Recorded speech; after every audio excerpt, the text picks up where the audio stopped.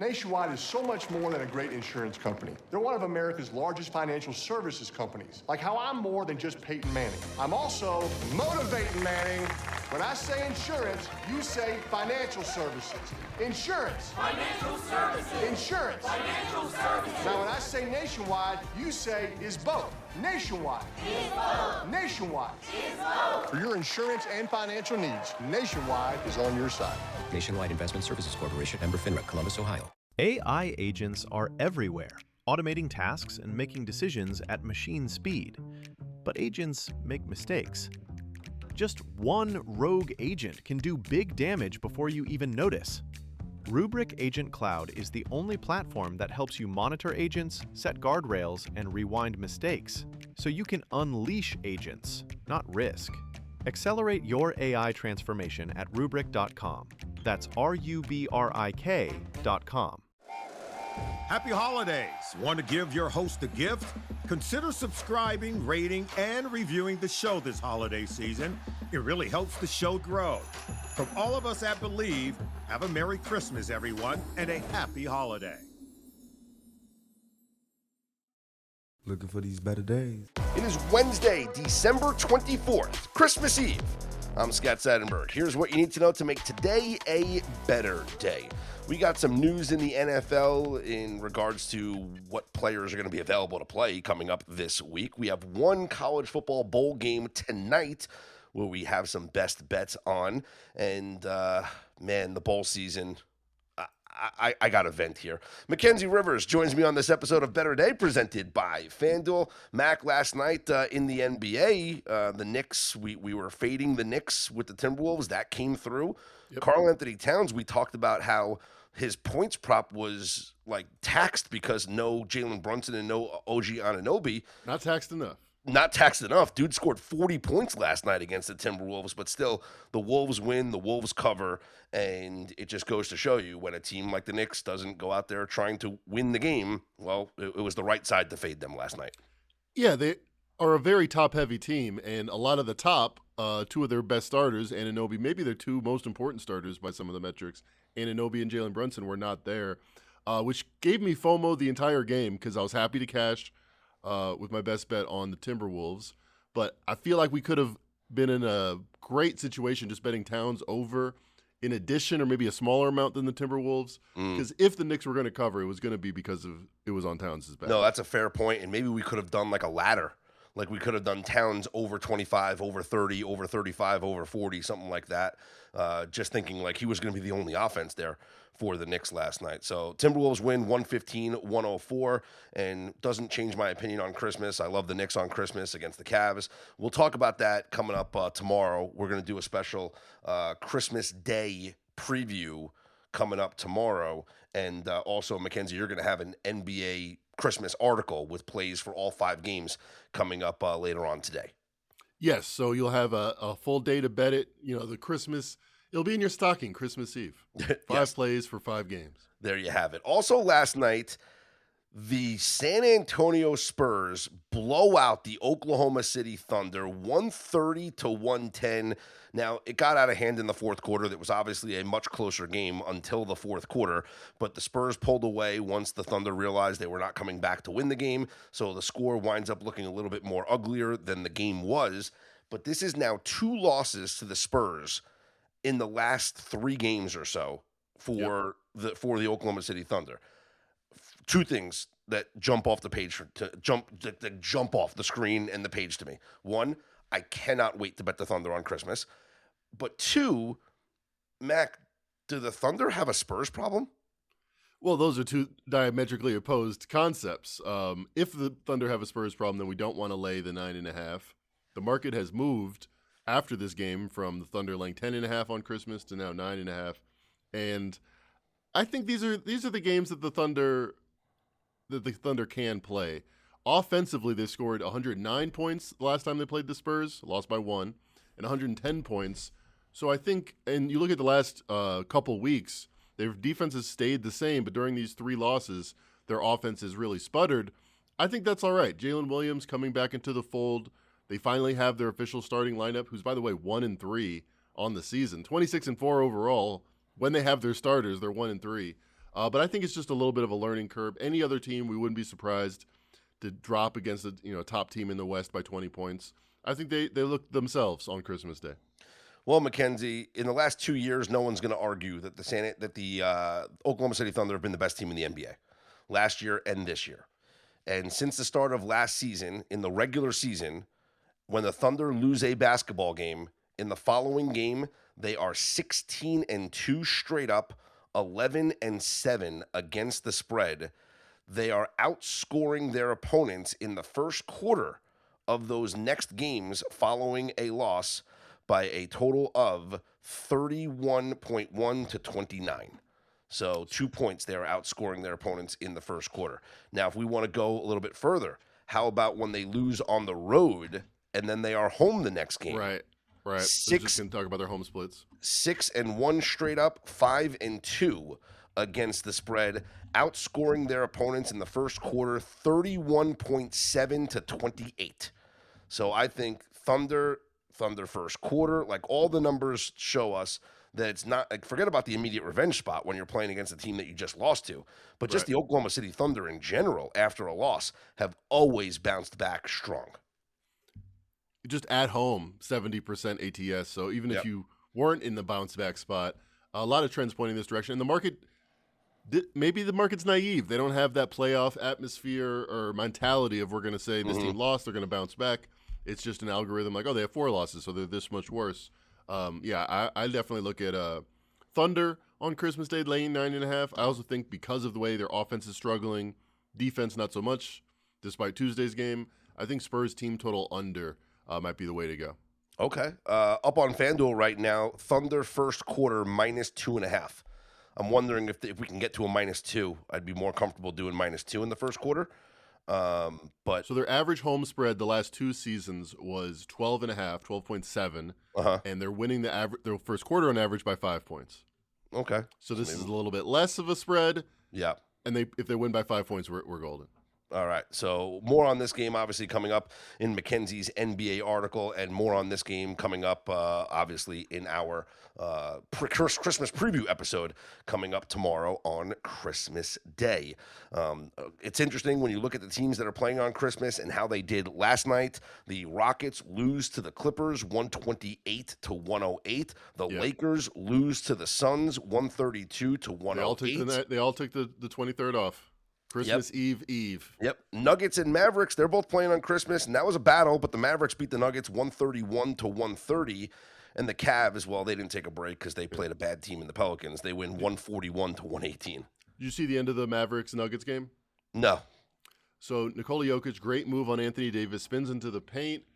1 second on the clock, down by 1. He puts his hand up and throws it full speed to Peyton Watson in the 3, whose 3 could have gone in, went in and out. It's the exact same play we saw from LeBron. I was about to say, the LeBron played Hachimura at the Raptors, and I'm going to say the exact same thing. I'm going to stay consistent, whether it's the 25th best player in the world, like LeBron, charitably, or the best player in the world, Nikola Jokic. This is a bad basketball play. I know he had 14 assists. He was just setting some record. You are 2 feet from the basket, down by 1. I don't care if the guy's wide open and he's literally Steve Kerr. It's not a better shot to pass it. It's an easier shot. You don't get the criticism, but it's not the right basketball play, as people like to say. Yeah, no, it's a great point. We took a loss last night on the Wizards and Hornets in the first quarter. Wizards had a 31-24 lead at the end of the first quarter. You know what was so annoying about losing that bet, Mackenzie, is that the total actually went up. So we bet it at the better number that it actually closed in the market. It closed at 61.5 in the first quarter. We bet it at 59.5, right?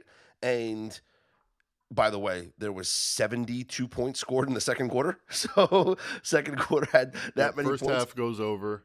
Yeah. The game does not go over. It actually would have landed on the opening number, would have gone under the closing number. I mean, that's 3-point variance. There was not a lot in the handicap other than these teams are going to jack them up. They did. Yes. So we got that part right. They didn't make them. And that's exactly the point I was trying to make. It was, as I was texting you watching that game, it was 7 of 25 from 3-point range in the first quarter. And I'm like, well, Mac, like we knew they were going to be chucking up threes, but like there's nothing we could do if they don't make them. And then all of a sudden in the second quarter, they started to make them. And that's why you had 72 points scored in the second quarter, and we lose the first quarter to go under. So Christmas full schedule, as I mentioned, full preview coming up tomorrow. Mackenzie will have plays on all 5 games coming up here on Christmas. We also have 3 NFL games coming up here on Christmas, and we have confirmation of quarterbacks. We know it'll be Max Brosmer at quarterback for the Minnesota Vikings. And the market did react slightly. The Detroit Lions were a 7-point favorite up on FanDuel right now. The Lions are a 7.5-point favorite. And Mac, this just signals to me, one, it's a strong move. We know that going off the 7, but also that the -7 was already baking in the fact that it was going to be Max Brosmer at quarterback, and then instead of JJ McCarthy. And then once it becomes publicly announced, then the line moved a 0.5 point. It's a huge move from last week where the Lions were 3.5-point road favorites on the look-ahead line, and they lost. They lost a game they were touchdown favorites in, so they should have been downgraded, but they're upgraded now 4 points from 3.5 to 7.5 because that's how bad Max Brosmer is at football. Chris Oladukin is going to get the start for the Kansas City Chiefs against the Denver Broncos. Denver 12.5-point road favorites up on FanDuel. That's actually down. It was 13.5, so maybe some pushback here. Some Chris Oladukin fans, maybe, or just thinking, like it's just too many points to lay on the road here in a division rivalry game, even with a terrible quarterback in a game that has a total of 36.5. Yep. So this would apply for that, the trends that we talk about, right? Low total, high spread. Do we think that the Broncos cover 13 in a game that's going to go under 36? I kind of do. I kind of think there's similar possibility as the Titans game, although you have to pay much more. Yeah. Where the Chiefs might just be dead and dying slow death on offense. I mean, they really had nowhere to go outside of, Travis Kelce had like 6 yards? They had no offense at all. I could see that happening again.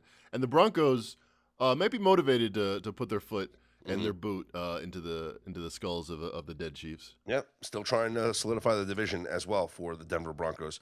Cowboys are 7-point favorites up on FanDuel over the Commanders. No official word that Josh Johnson is going to start. That could come down today because Marcus Mariota was not present at the media availability portion of practice yesterday. So if he's still not practicing, then you got to imagine it's going to be Josh Johnson at quarterback here. Do you know the last year that Josh Johnson started, the famous football journeyman that is Josh Johnson? Didn't he start a game last year? So he's played almost every year. Okay. But the last time he started was 2021, so it's been a minute. Yeah. Started his career in 2009. He played 6 games last year, or he was in 6 games. But first start since 2001. All right. Elsewhere around the NFL, the Steelers will be without DK Metcalf for the final 2 games of their season. His suspension has been upheld for that interaction with a fan in their last game against the Lions. So the Steelers, who might not need to play for anything against the Browns on Sunday because the Ravens could lose to the Packers on Saturday, and then the Steelers are just locked into the 4 seed in the AFC playoff picture. So even though like they might think they have a chance, they just don't. They're going to stay in the 4 seed.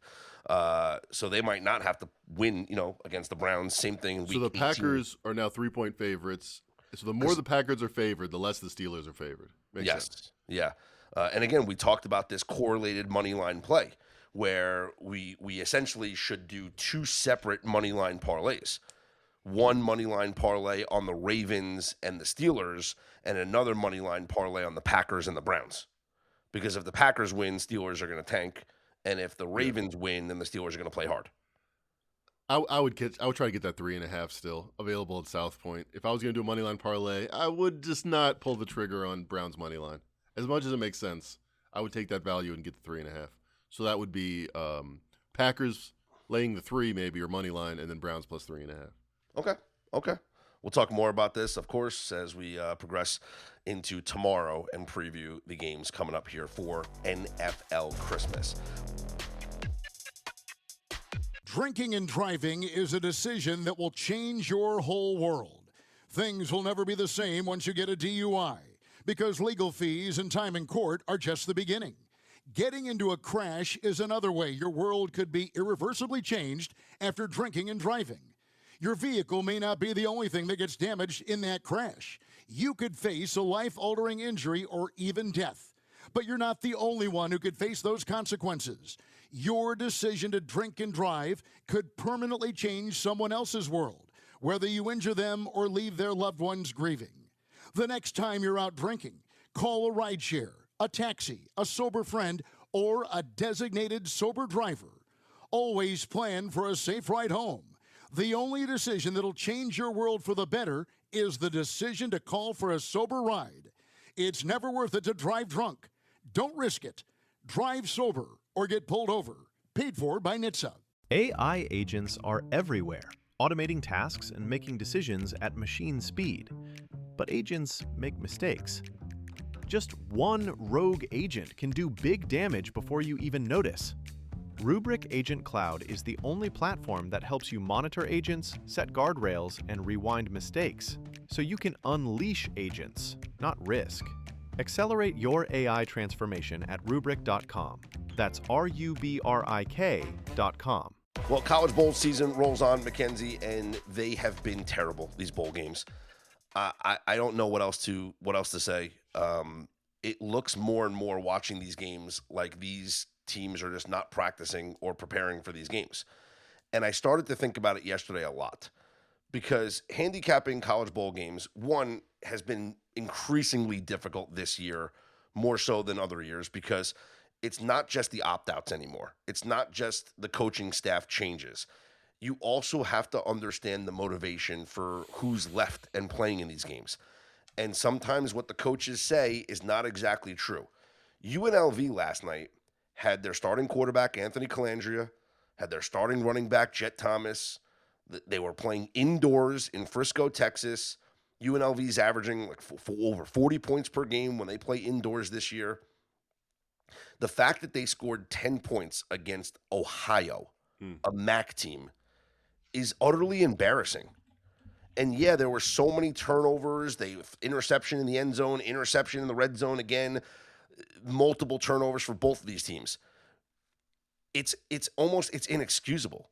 And it just goes to show you that these teams and these players, I'm not going to say the players don't care, because if you're playing on the field, you're playing a game, you're trying to win. But these teams could not look more like they don't practice than what we've seen in these bowl games. And I guess what we should be doing is, unders have been the way to go, right? Despite the fact that Louisville had a miracle over yesterday, unders are 8-3 right now in bowl season. And it's because, you're getting backups to backups to backups, but even when you're getting starters, like Miller Moss, the starting quarterback, played for Louisville. Anthony Calandria, the starting quarterback, played for UNLV. Braxton, the starting quarterback for Southern Miss, played. These teams are not prepared. Yep. And so it used to be there's different ways that you can handicap bowl games, Mackenzie. It used to be where you would find out what the motivation is. Is the coach playing to win now, right? Does the bowl game mean something for them to win now? Meaning maybe they're a 6-6 team and you're trying to finish with a winning record, right? So you're trying to finish with that 7th win. Maybe you're a 9-win team. You're going for that double digit, that 10th win because it means something. Maybe the coach has it in his contract. It gets a little bonus if you get 10 wins, right? Does it mean something? If it does, those are the teams you want to back. We love backing service academies. They do. They have a great record in bowl games. The other aspect of this is some coaches, even if it's not an interim coach, some coaches treat the bowl games like an extension of the offseason. And the more that I'm watching these bowl games this year, the more I am convinced that these teams are spending their practice time not preparing for these bowl games. They're not spending, they're not game planning for their opponents. They're not breaking down their opponents. They're not preparing for the bowl games. And instead, they are using this valuable practice time to get a start on next season. It's been over a month since these teams played football, right? Yep. It's been a month. Kids were away. The kids took finals, air quotes. The kids took finals, and then they, were away. At Thanksgiving 15. Yeah, and then they were away. Then they came back.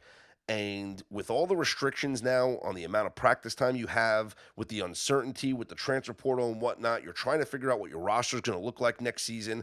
I actually think now and I'm thinking that I'm being proven right by watching the performance in these bowl games, that these coaches are utilizing the 3 weeks that they have with their players to get a look at what they have for next year.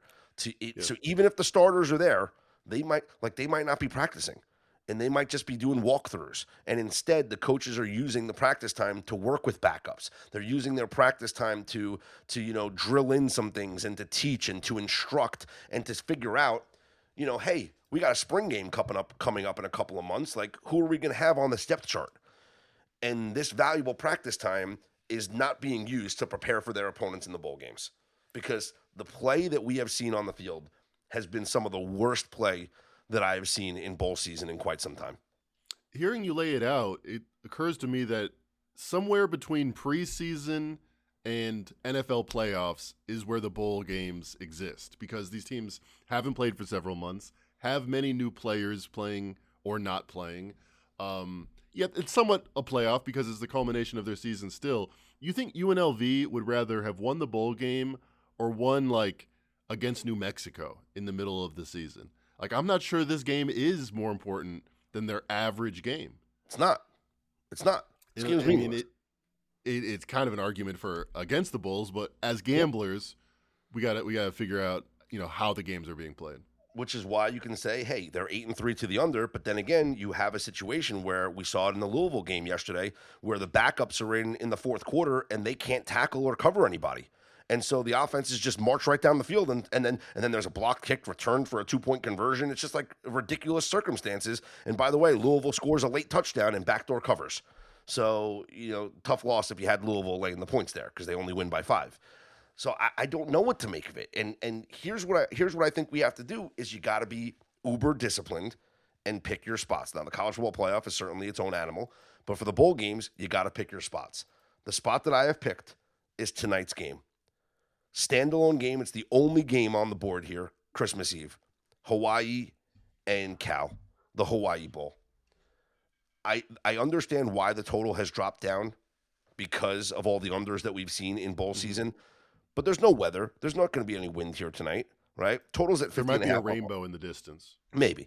Total's at 50.5 here on FanDuel. Hawaii's a -1.5 point favorite, -116 on the money line. We've already given this out to Better Day subscribers. I'm on Hawaii, and I'm on the over in this game. It's two of my favorite bets of bowl season, Mackenzie. We have, and think about how fun this game is going to be. You have a Hawaii program that's playing in their first Hawaii Bowl since 2019. They had the bowl game, got taken away from them for a couple years. Now it's back. They're here. It means something to this program. Everyone around the program acknowledges it. Timmy Chang, the head coach, who's played in Hawaii Bowls, he knows it as well. You know who else knows it? The coach of Cal, Nick Rolovich, is the interim head coach at Cal. Former Hawaii quarterback. He was Timmy Chang's backup at Hawaii, who then took over when Timmy Chang got hurt. He also was the head coach at Hawaii for a couple of years. He knows how important this Hawaii Bowl is to the program and to the islands. Both of these coaches, with so much respect for one another, they're good friends, with so much respect for the Hawaiian culture and this bowl game, this will be the best bowl game of bowl season because both these coaches are going to take it seriously. This is not about just going through the motions. And also, we have two quarterbacks here that are of Hawaiian descent. We have Micah Alahado from Hawaii, a Hawaiian kid. Obviously, he's a Vegas kid, went to Bishop Gorman, but he's a Hawaii kid. Nice. And Ninth Island. Represent. Yes. No, seriously. And JKS, I'm not even going to try and pronounce his name. We just call him JKS. Yeah, He's the quarterback of Cal. He is from Hawaii. So we have two Hawaii quarterbacks playing in this game. If you think that Nick Rolovich and Timmy Chang are just going to hand the football off and milk the clock and try and just like get out of this game with a 14-10 victory, you're nuts. They are opening this thing up. It's going to be run and shoot. It's going to be a fun game to watch where both these quarterbacks are going to have opportunities to shine in front of their families, in front of everyone there on the islands. This is going to be the best bowl game of the season, over 50.5, and Hawaii wins because it just means more to them. And they are this game is everything for Hawaii. Now I have one concern. Tell me. And this is something this is like a Fez bet. Okay? And this would be my concern. We saw Boise State look like shit in their bowl game. We saw Utah State look like shit in their bowl game. And we saw UNLV look like shit in their bowl game. Should we just be assuming that the Mountain West is shit? And therefore we should be betting against Hawaii? Because 3 Mountain West teams looked absolutely garbage in their bowl games? It is the data set that we have, but it's only 3 data points. And as you're talking about, these teams are taking it very differently on a team-by-team basis. So maybe UNLV didn't prioritize their game, whereas Hawaii did. And that would change 180 degrees our read on how good the Mountain West is. Also, like, are we not making enough of a point that this is a home game for Hawaii? Why did the total drop 4 points from 55, 4.5 points to 50.5?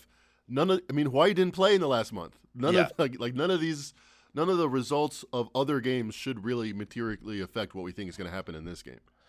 The only thing that I thought of, and I checked last night, the only thing that I thought of was wind. And that's the only thing, is that maybe the weather report, you got to watch out for. Yep. That maybe the weather report is calling for heavy winds, but I checked last night and it wasn't. And I talked to Tim Murray over at VSiN, who he's actually close with Timmy Chang, the Hawaii head coach. He had Timmy Chang on his podcast this week talking about the Hawaii Bowl, and he doesn't understand why the total's gone down either. And he said he doesn't expect there to be wind in this spot. So wow, Timmy Chang did? No. Okay, Tim Murray. Tim Murray said that he was surprised that the total went down. Can you ask a guy like that on your podcast, hey, what's the first play you're going to run? I have some buddies that might be interested. But I expect it to be beautiful weather there. Even if it's windy, I still think both these quarterbacks are going to air it out. This is going to be the best bowl game of the season, I think. Hawaii wins this game, and the game goes over 50.5. I'm on it, Mac. Let's ride it. Parlay, or are we just going 2-0? How do you want to? We're just going 2-0. We're just going 2-0. We're just going 2-0. That's the play here. Oh, speaking of picks, by the way, if you guys haven't done so already, you got to subscribe, obviously, and utilize all the tools that we have on the website. The Trench Report is coming out today. It is Wednesday. Just because it's Christmas week doesn't mean we stop with the Trench Report. So the Trench Report in the NFL will be out. Email to all you guys at 9 a.m. Eastern time here on Wednesday morning. So you'll get the Trench Report. If you are a Better Day Insider or Premium member, make sure that you join the Better Day community chat, where you can comment on any of the picks that we give out up on betterday.com, right? You can just click on the leave a comment page and it'll bring you to a thread where you can comment. But also, we want you guys to interact with each other. We want you guys to, give out some bets. Like, what are you like for these games? What are you on? And I want to give out some shout outs. We did this on yesterday's program, highlighted some wins from our community members. So let's highlight some people as well. Anil sent out a play during the UNLV game against Ohio. He said, say Bangura anytime touchdown -110 live is a good look. And guess what? The running back of Ohio did score a touchdown last night. So shout out Anil. Got a good live bet and a good number on something that was heavily juiced before the game. Got a better number in game. Good cash there, Anil, on the say Bangura anytime touchdown there for Ohio. And then how about this, Mackenzie? You want to talk about pulling a win out of you-know-what? Brian, one of our members, in the chat, throws it out there.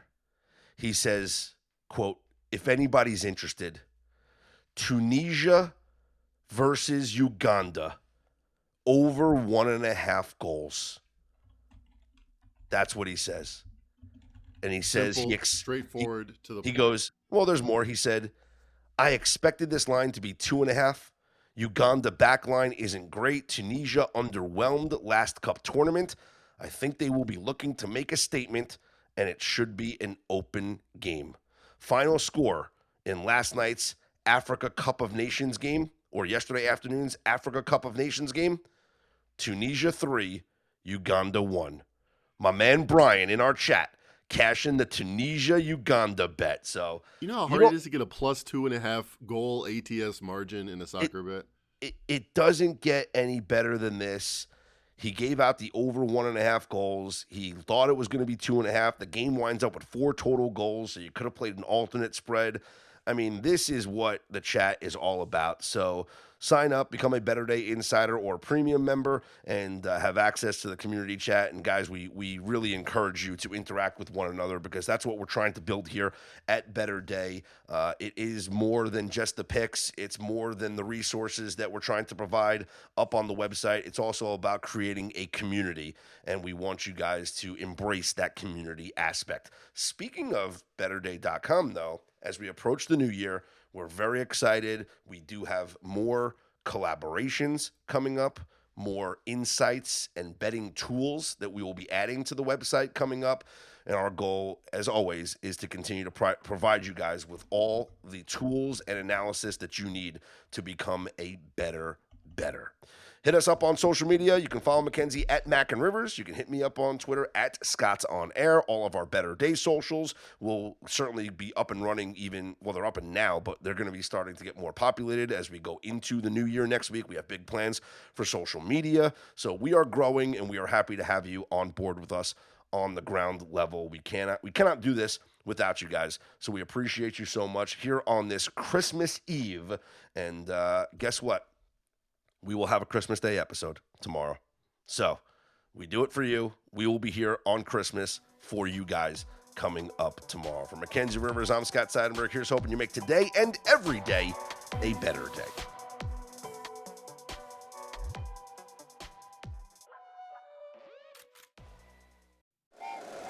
Happy holidays. Want to give your host a gift? Consider subscribing, rating, and reviewing the show this holiday season. It really helps the show grow. From all of us at Believe, have a Merry Christmas, everyone, and a happy holiday. If you like the show, please take a moment to rate, review, and subscribe. It really does help the show to grow. Thank you for listening.